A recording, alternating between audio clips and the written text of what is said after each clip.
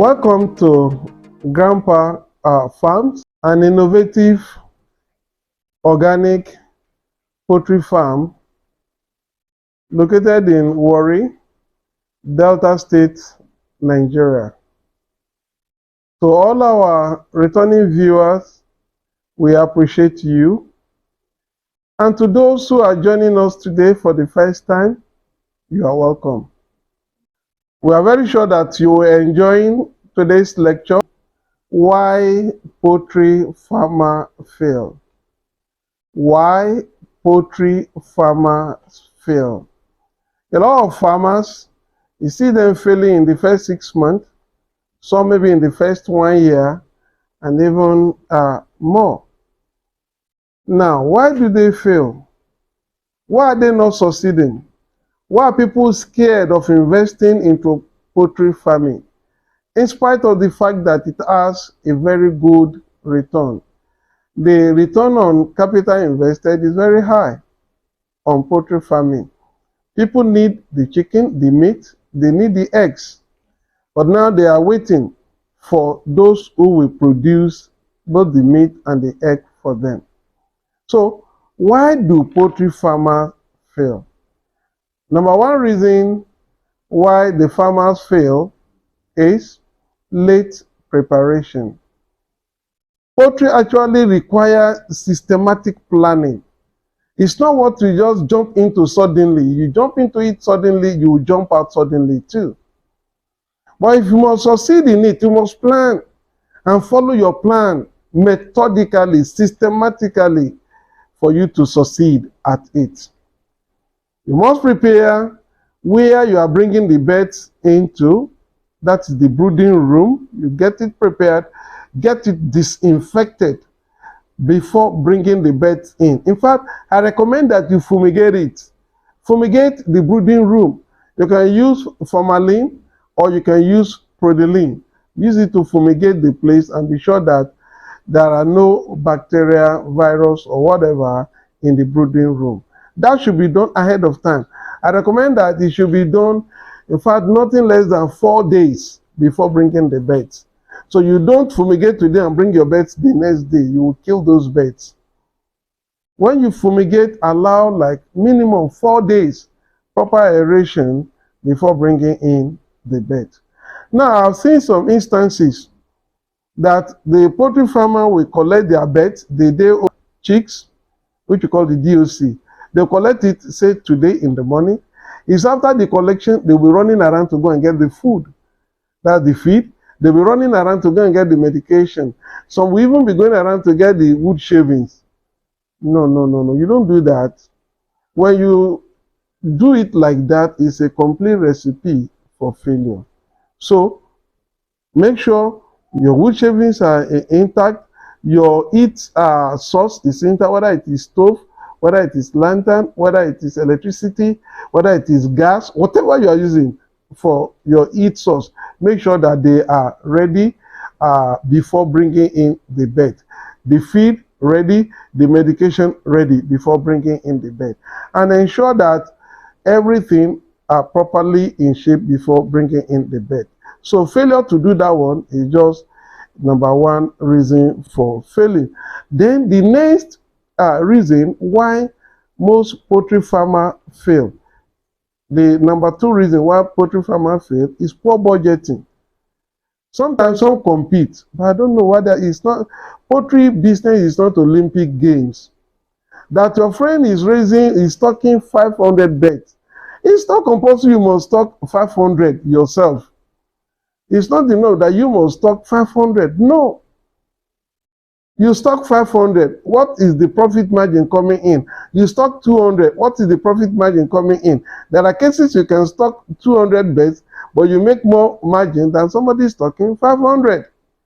So you go at your own level. Now, if you have poor budgeting, you don't calculate very well how many bags of feed for starter, how many bags of feed for finisher will I need for the number of birds I'm bringing, and then the drugs I will need per bed, and then multiply by the total number of beds I'm bringing.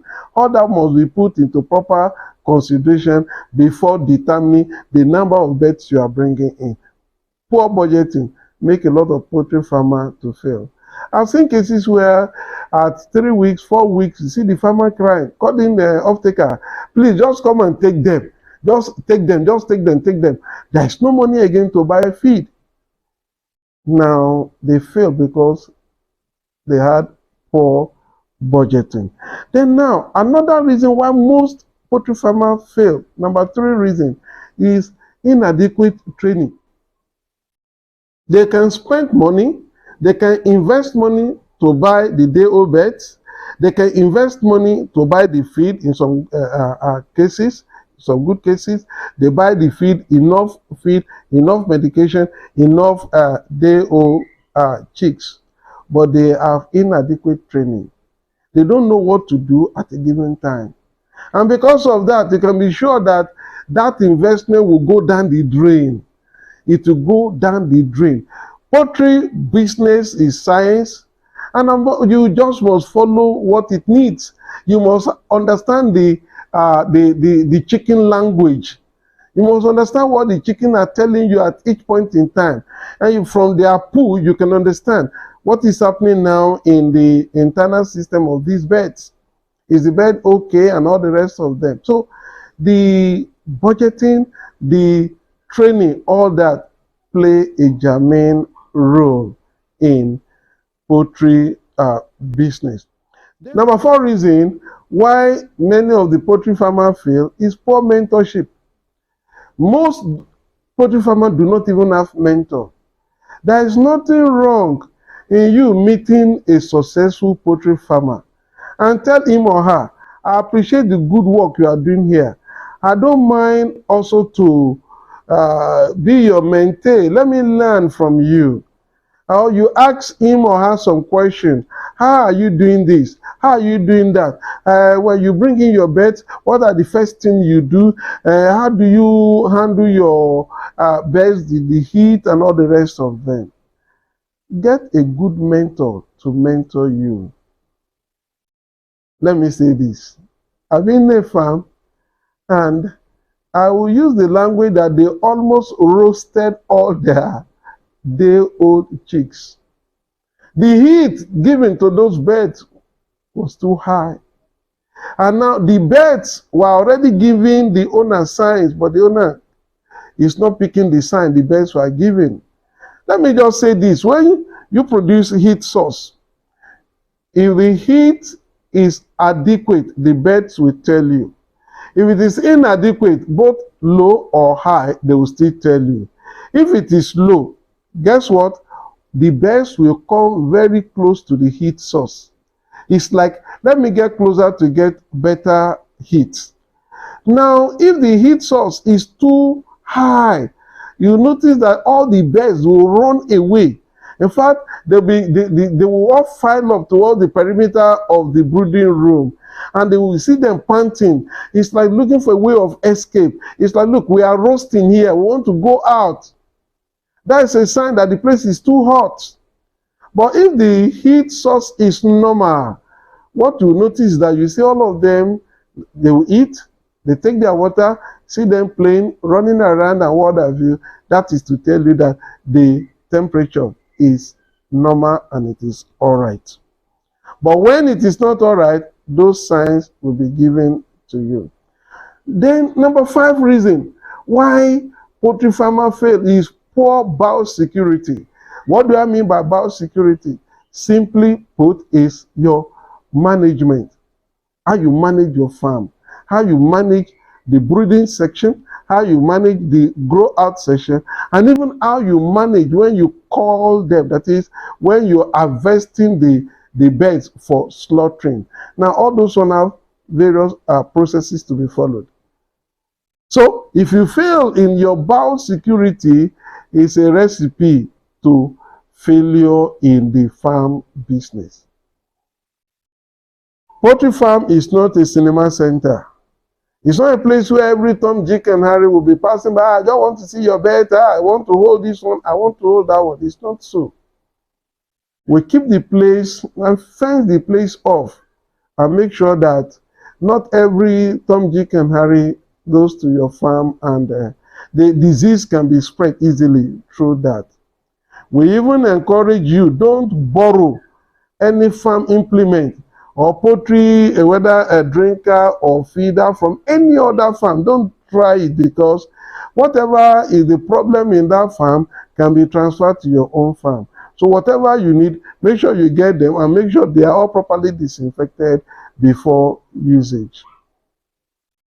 Another reason why poultry farmer fail is the area of vaccine. So people that are using synthetic, because you can use synthetic method to manage your farm, you can use organic method to manage your farm. By synthetic, I mean by the use of all those drugs you can get over the counter. All those antibiotics, the vaccine, you can use all that. So, but now let me put a word of caution here, because by experience, a lot of farmers that have failed, and by our investigation, one of the reasons why they fail is the poor handling of their vaccine. How do I mean? Most farmers, they will vaccine their bird at 7 days, at 14 days again, another vaccine, at 21 days, another vaccine, at 28 days, another vaccine. Bet me, there is a high probability of vaccine failure in such farm. High probability of vaccine failure in such farm. But what is the proper way of giving vaccine to your flocks, to your birds? If you are giving, more especially if you are raising broilers and you want to administer Lasota and Gomboro, fine.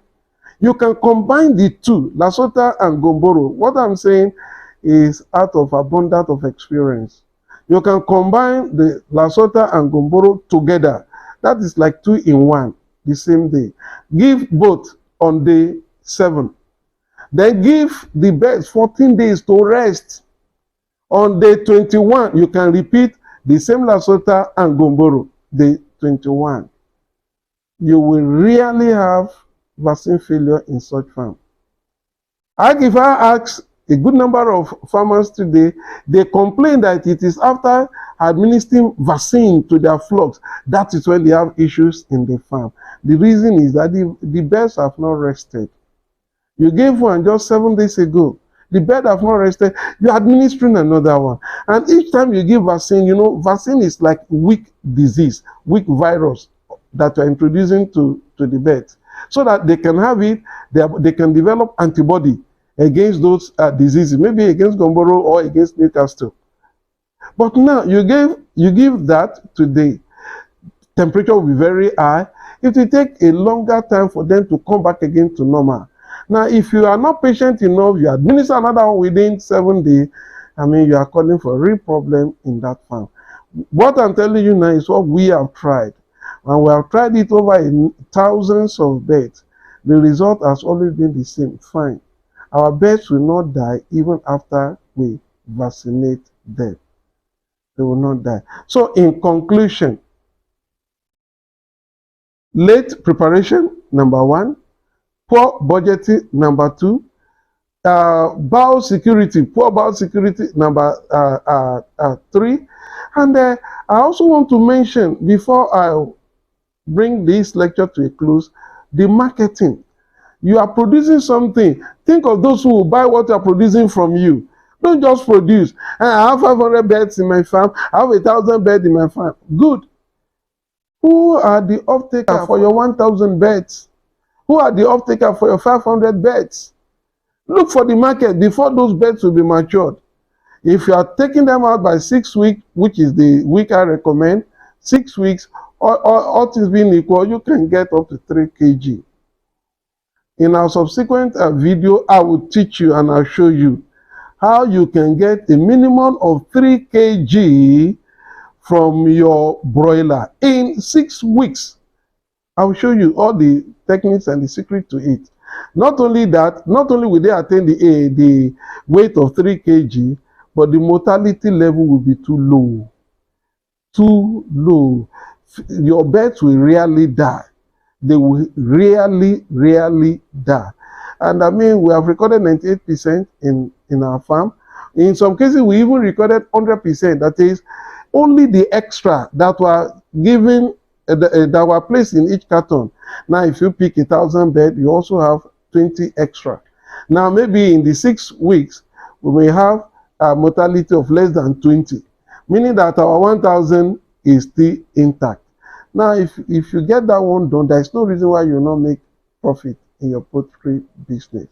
Poultry business is an agri business.